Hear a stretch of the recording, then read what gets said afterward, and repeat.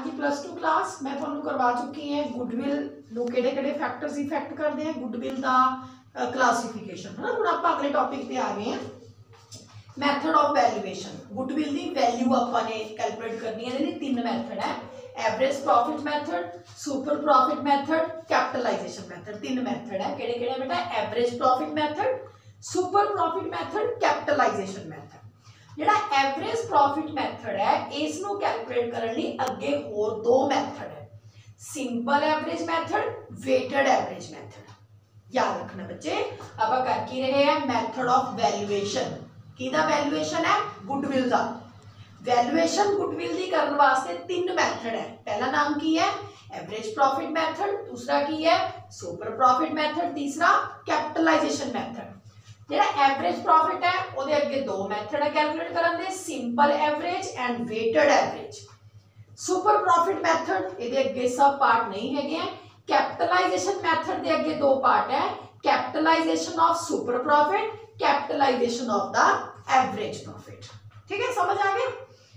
कर की रहे हैं वैल्यूएशन ऑफ गुडविल। बेसिकली तीन method average profit method, super profit, capitalisation method. आप सब तो पहला किहदी गल करांगे बेटा एवरेज प्रॉफिट मैथड दी। किहदी गल करांगे एवरेज प्रॉफिट मैथड दी क्योंकि इहनू कैलकुलेट करन दे आगे सब पार्ट दो है simple average and weighted average. तो पहला आपां किहदी गल करांगे सिंपल एवरेज मैथड दी। किहड़े मैथड दी गल करांगे सिंपल एवरेज मैथड दी।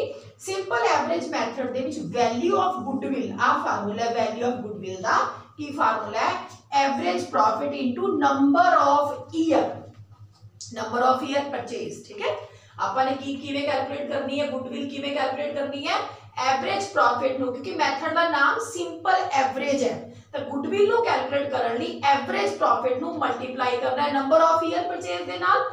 एवरेज प्रॉफिट किवें कैलकुलेट होगा क्योंकि नंबर ऑफ ईयर परचेज दत्ते हुए होंगे तुहानू ये दत्ता होया होएगा 3 साल हो गए 4 साल हो गए जी गुडविल कटो। एवरेज प्रॉफिट सानू कैलकुलेट करना पड़ेगा। एवरेज प्रॉफिट आपां किवें कैलकुलेट करांगे टोटल प्रॉफिट बटा नंबर ऑफ ईयर्स।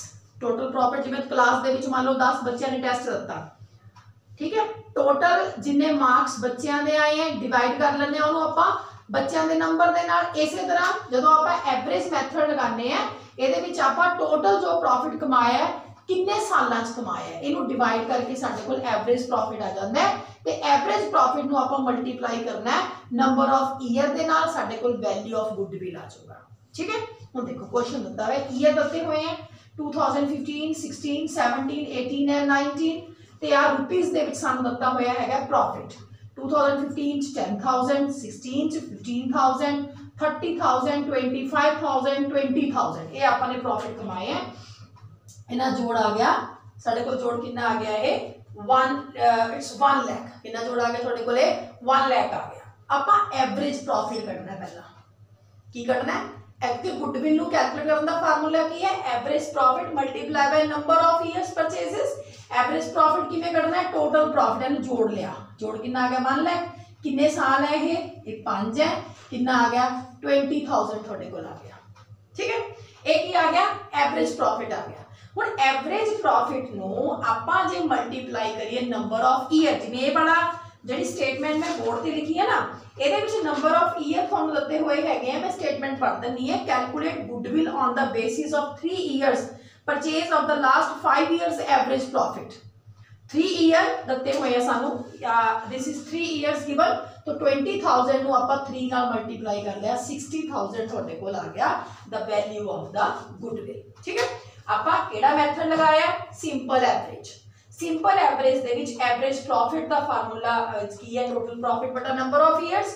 अगर आप एवरेज प्रॉफिट नु मल्टीप्लाई करिए नंबर ऑफ परचेज दे नाल दिते हुए हुंदे हैं तो साडे कोल वैल्यू ऑफ गुडविल आ जाती है। साल दिते हुए हैं प्रॉफिट दिते हुए हैं प्रॉफिट नु जोड़ लिया नंबर नाल डिवाइड कर लिया 20,000 आ गया। वैल्यू ऑफ गुडविल कैलकुलेट करने वास्ते एवरेज प्रॉफिट जिहड़ा 20,000 है नंबर ऑफ ईयर जिहड़े 3 साल दिते हुए हैं ਉਹਦੇ ਨਾਲ ਆਪਾਂ ਨੇ मल्टीप्लाई कर लिया साडे कोल वैल्यू ऑफ गुडविल कितना आ गया 60,000 आ गया। ठीक है हाँ हम देखो अगली एग्जाम्पल थोड़े कोल थोड़ी बुक च इलूस्ट्रेशन 2 है मैं थोनों ये भेजी सीगी हुण जिहड़ा तुसीं पिछला क्वेश्चन करिया सी ਉਹਦੇ ਵਿੱਚ ਤੁਹਾਨੂੰ एवरेज प्रॉफिट द सारे प्रॉफिट ਦਿੱਤੇ ਹੋਏ ਸੀਗੇ है ना लेकिन कई बार यह ਹੁੰਦਾ भी ਉਹਦੇ ਵਿੱਚ ना किसी मतलब स्टेटमेंट च लॉस भी ਦਿੱਤਾ ਹੋਇਆ ਹੁੰਦਾ जिवें ਤੁਹਾਡੀ बुक दी इलूस्ट्रेशन 2nd है ठीक है। मैं थोड़ा ना बोल के दसनी है स्टेटमेंट की हैगी है।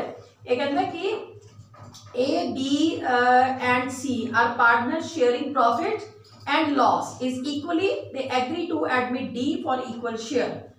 Goodwill is to be calculated on the basis of 3 years purchase of average profit for last 4 years. ਹੁਣ profit loss ਦਾ sharing है, देखो स्टेटमेंट है, पहले साल का प्रॉफिट 30,000 है, दूसरे साल का 50,000 है, तीसरे साल का 80,000, चौथे का 60,000 लॉस है। पिछले क्वेश्चन की दिते हुए सी सारे प्रॉफिट, ਇਹਦੇ ਚ ਇੱਕ ਕੀ ਆ ਗਿਆ, ਲॉस ਆ ਗਿਆ। ਹੁਣ ਪਿੱਛੇ ਤਾਂ ਆਪਾਂ ਸਾਰੇ ਜੋੜ ਲਏ ਸੀਗੇ, ਹੁਣ ਲॉस ਮਾਈਨਸ ਕਰਨਾ ਪੈਣਾ ਹੈ। ਇਹਨਾਂ ਤਿੰਨਾਂ ਦਾ ਜੋੜ ਕਿੰਨਾ ਆ ਗਿਆ, 1,60,000। ਇਹਦੇ ਵਿੱਚੋਂ ਕੀ ਮਾਈਨਸ ਕਰ ਲਿਆ, ਜਿਹੜਾ ਲॉस ਹੈ। 1,60,000 ਚੋਂ 60,000 ਮਾਈਨਸ ਕਰੇ ਕਿੰਨਾ ਆ ਗਿਆ, 1 ਲੱਖ ਆ ਗਿਆ। ਹੁਣ ਆਪਾਂ ਐਵਰੇਜ ਪ੍ਰੋਫਿਟ ਉਸੇ ਮੈਥਡ ਨਾਲ ਕਰਨਾ ਹੈ, ਬਸ ਫਰਕ ਕੀ ਆ ਗਿਆ, ਚ ਲॉस ਨੂੰ ਮਾਈਨਸ ਕਰ ਲਿਆ ਆਪਾਂ ਨੇ। ਹੁਣ 1 ਲੱਖ ਨੂੰ 4 ਨਾਲ ਡਿਵਾਈਡ ਕਰਕੇ ਕਿੰਨਾ ਆ ਗਿਆ, 25,000 ਆ ਗਿਆ। ਹੁਣ ਜਦੋਂ ਆਪਾਂ ਗੁੱਡਵਿਲ ਕਰਨੀ ਹੈ ਤਾਂ ਕਿਵੇਂ ਕਰਾਂਗੇ, average profit into number of year purchase. Average profit ਕਿੰਨਾ ਆਇਆ, 25,000। ਨੰਬਰ ਆਫ ਈਅਰ ਪਰਚੇਜ਼ ਕਿੰਨੇ ਦਿੱਤੇ ਹੋਏ ਆ ਸਾਨੂੰ, ਇਹਦੇ ਵਿੱਚ ਨੰਬਰ ਆਫ ਈਅਰ ਪਰਚੇਜ਼ ਦਿੱਤੇ ਹੋਏ ਆ ਇਹਨਾਂ ਨੇ 3, ਤਾਂ ਆਪਾਂ 3 ਦੇ ਨਾਲ ਜਦੋਂ ਆਪਾਂ ਮਲਟੀਪਲਾਈ ਕਰਿਆ ਤਾਂ ਸਾਡੇ ਕੋਲ 75,000 ਆंसर आ गया। पिछले क्वेश्चन और इस क्वेश्चन च फर्क की है बेटा, मैथड केड़ा कर रहे हैं, सिंपल एवरेज कैलकुलेट की कर रहे हैं, गुडविल का वैल्यूएशन कर रहे हैं। सिंपल एवरेज पिछले क्वेश्चन तो सारे प्रॉफिट सीगे, जोड़ के नंबर नाल डिवाइड करके एवरेज प्रॉफिट कर लिया, उसको ईयर परचेज नाल मल्टीप्लाई करके गुडविल आ गई। इस क्वेश्चन च फर्क की है कि प्रॉफिट दे नाल 1 साल का लॉस भी दिता होया हैगा, तो जब लॉस दिता होया उस लॉस नूं आपां जो फोर्थ जेड़ा हैगा उसका लॉस 60,000 है, इनू आपां प्रॉफिट चो माइनस कर लिया, 1 लाख आ गया, 4 नाल डिवाइड करें 25,000 आ गया। नंबर ऑफ ईयर परचेज 3 है, तो साढ़े को 75,000 आंसर आ गया। ठीक है बच्चे, आगे देखो।